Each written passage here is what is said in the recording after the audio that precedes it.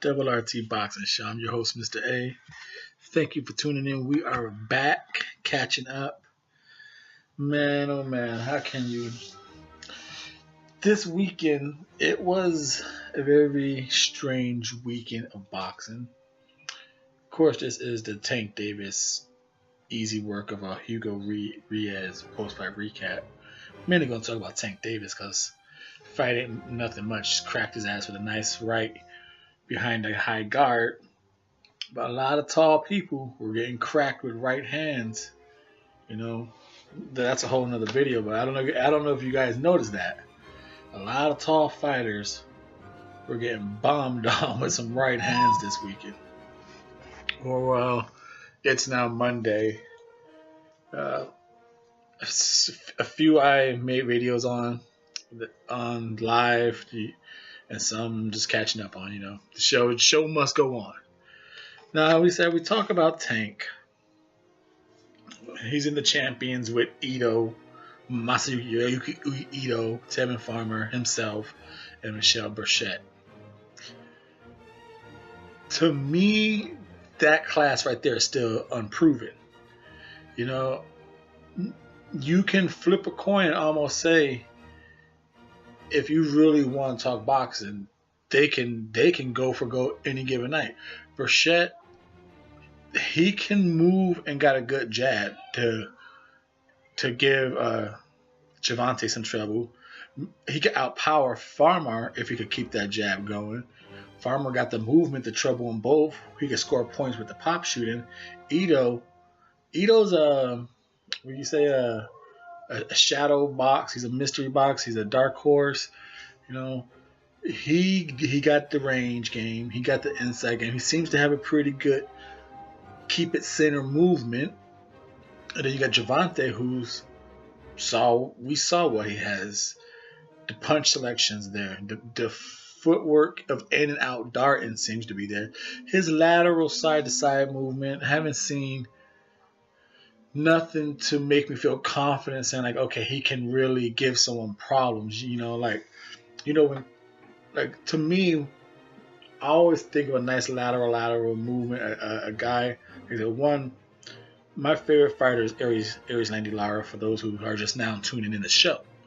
But another person I always go to with lateral movement is Terrence Crawford. That dude, he'll go inside and try and bang with you. But when it's time for him to show the world his pound for pound status, if he has to get a little separation and he can't quite pound you out, he knows how to do lateral movement and box you from the outside. So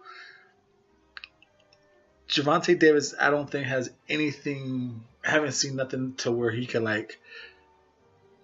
he came across somebody who can time him, stick a jab in his face. I haven't seen nothing like this. Okay, he's getting jabbed. He can just use his lateral movement, get angles, and get in that. I haven't seen that from Gervonta. I seen him, crouch down low, dart in and out, but I really haven't seen someone in there to threaten Gervonta Davis. Beat who you beat. You beat who you are in the ring, but hey, that's what we're here for right here on the Double RT Boxing. And for you new viewers, what is the Double RT Boxing? Well, it's what we're doing right now. It's a ready talk boxing with your host, Mr. A. Hit that subscribe button. Hit the thumbs up. You're ready. I'm ready. We're talking boxing. We're talking Gervonta Davis. Easy work over Hugo Ruiz. So we're just digging a little deeper, having some boxing banter. We're going to talk when basically Gervonta got on the scene. Jose Pedraza, Liam Walsh, Francisco Fonseca, Cuellar, Hugo Ruiz. Now, Pedraza, everyone is talking about that win. We'll go back to that. He beat the shit out of Liam Walsh. We'll give him that. Like I said, this is not a trash Tank Davis. He didn't know. The dude, you could see him. You see the punch selection there. The power's there. His hand speed's there. It seems like a good boxing IQ is there. Like I said, the only thing I really have on Tank is maybe lateral movement. That's about it. I think eventually he's gonna face that problem that Isaac Dogbe faced. Someone's gonna come in and start jabbing your ass. How fast that speed and power gonna carry him. Someone's gonna jab the shit out of him, and we're gonna find out. That's Leon Walsh, he beat the shit out of it. Jose Fonseca, I thought he was losing that fight. The power was starting to. Now, on the fight of Fonseca, when he did hit Fonseca with a nice body shot, but he did hit Fonseca behind the head also. So it's a nice boxing banner to talk for that fight. But I'm going with, do I think he probably would have knocked him out eventually? I think he would have. But up until that point, I had him being outboxed by a lesser power, but a moving jab. On occasionally throw a combination. He was able to be first on Gervonta and then moving and jabbing from the outside. So if Fonseca can do that, I'm pretty sure Miguel Burchett just might be able to imply that strategy with a little more imposing power than Fonseca can. A little more respectable for power. And then he beat Cuellar. And we know Cuellar had his time off. He's coming back. Tank gave him some body shots. It was done. Like I said, then we're going to go back to Jose Pedraza. The one that, because Ruiz is a late feeling. You don't really want to get too much into feeling fights. You could kind of say like Ruiz, they shouldn't have allowed Ruiz going up there because Ruiz daring to be great kind of it still okays the Spencers and Garcias, the Rigos and Lomas, and I'm pretty sure there's other fights, the Brooks and GGGs, Khans and Canals. It just goes on and on. We can make another video of why Ruiz shouldn't even been okay. It should have been another opponent for anyone, but then again, you gotta, so we're still gonna go back to Pedraza. We'll talk about Pedraza, but you gotta understand why they couldn't just hit any. Like I said, it came out on boxing scene that they you found out that they asked Jason, what's his name? Jason Velez. He's number 12. He turned it down. 1 week wasn't good enough for him. Respectable, going and Tank's gonna whoop your ass. You're like, hey, give me more than 1 week to train for an ass whooping. Okay, cool, he's honest, respectable, deal with it. Now, and you're thinking like, well, who the fuck else? Because you can easily shit on Tank for this opponent. You can really easily shit on Tank Davis. Why the fuck is he fighting that way? Well, let's talk about it, folks. This is the Double RT Boxing Show. I'm your host, Mr.A. We talking that boxing, Gervonta Davis, why he fought Hugo Ruiz in such a short period of time. Number one, because we know the regular champion, Alberto Machado, who was fighting later on that night, we know what happened to him, and he was fighting number 8, Andrew Cancino. Let's see how fast they make that unification match. Will the Zone and Golden Boy say, hey, come on, Gervonta Davis, fight on a Canelo pay-per-view card? Whole nother subject right there, but goddamn, hit that thumbs up if Gervonta Davis versus fucking Andrew Cancino pay-per-view, the Zone undercard of Canelo, May 5th, Cinco de Mayo. And why the fuck not? Big bucks, no whammies. Now back to it. Who could Gervonta Davis fight? Mayweather should send his ass on over to the Zone for that. Send his ass on over to the Zone. Put his ass on a Canelo undercard. You want Gervonta Davis known? It's not like Gervonta Davis is gonna fight on his own PBC card and just bring in a whole bunch of fucking ratings. Take that nice pill to swallow. Put Gervonta Davis on the Zone with a nice fucking unification with an Andrew Cancino. it'd be like the Triple G versus Daniel Jacobs. Cancel each other out. Get that belt out of here. A lot of people don't like that belt. Get it out of here. Anyway, back to number one. Who could Gervonta Davis fight? They have Hugo Ruiz at number 9, but obviously he just got inserted. But we just discussed number 8, Andrew Cancino. Number 7, Freddie Fonseca. I don't know who that is. I don't know if that's the same Francisco Fonseca. I don't know. I don't know if he's going by Freddie now. But then you got number 6, Edna Cherry. Edna Cherry fights. Oh, well, I'm sorry. Let me go back over. Number 1, Rene Alvarado. He was ringside for the Machado fight because he's mandatory for that winner. So number 1's canceled out. Number 6, Edna Cherry.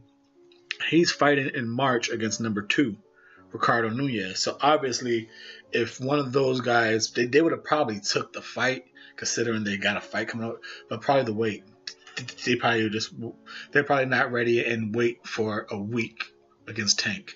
So they had to go. Number 5, Abner Maris. We know. So number 8, 7, 6, 5 can't get a fight. And remember, he asked number 12. He asked number 12 at first to get a fight. Number 4, Ryan Garcia. Golden Boy ain't going to throw Ryan Garcia on a week's notice.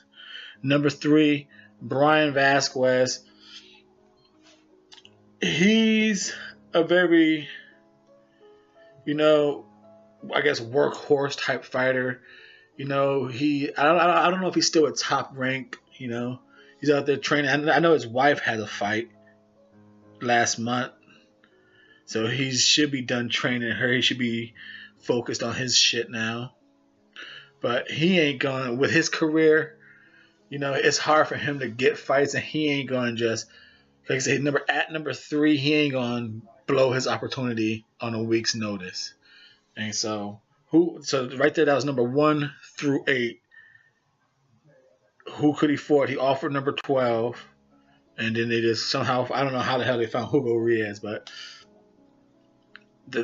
now going back to Tank, we're talking about him, Pedraza, how he got started.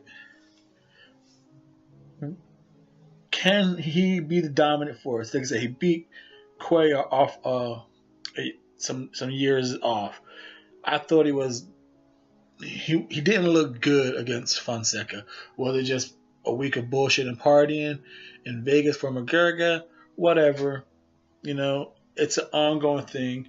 He had another weight issue on this fight. So he has that off camp bad habit lifestyle, which brings, you could kind of tie it to Jose Pedraza. Jose Pedraza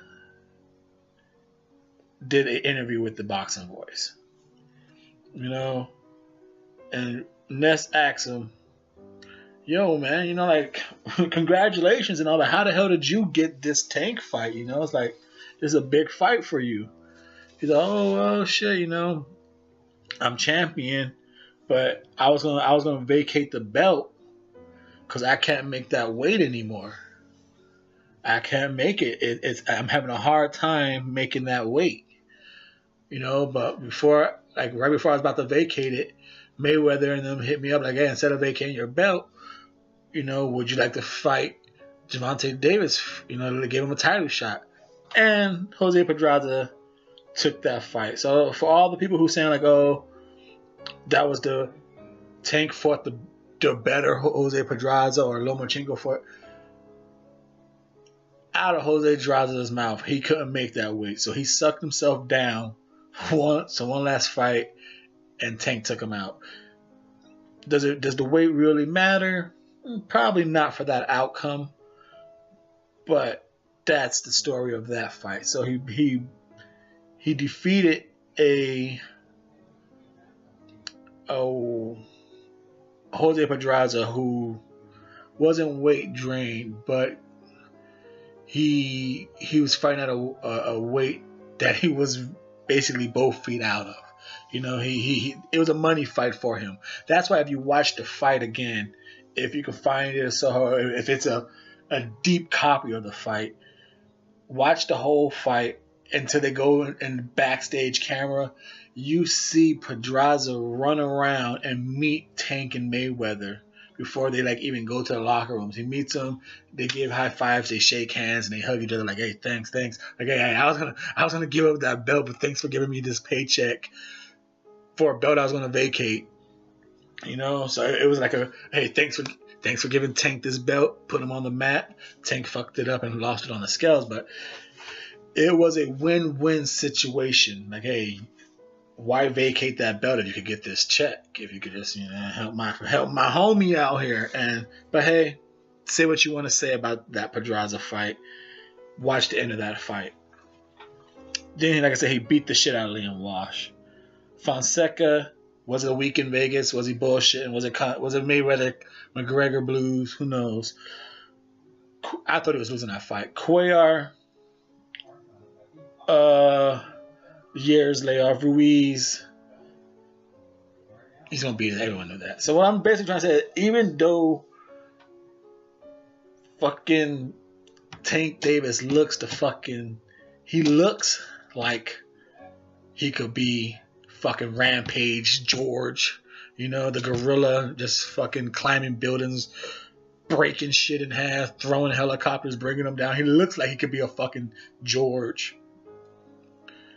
But is that just a false presentation to us? Have we not seen what type of gorilla he really is? Is he really just a circus caged up gorilla who's entertained by balloon when we're not looking? We need to see a test. Like I said, you beat who you're given. Mayweather says blame him. All right, blame you. You matched him up well. Got him a good belt. But now it is that time to see what type of fucking gorilla the PBC got. I'm your host, Mr. A. This is the Double RT Boxing Show. Thank you for tuning in. Please subscribe, hit that thumbs up. See you on the next one.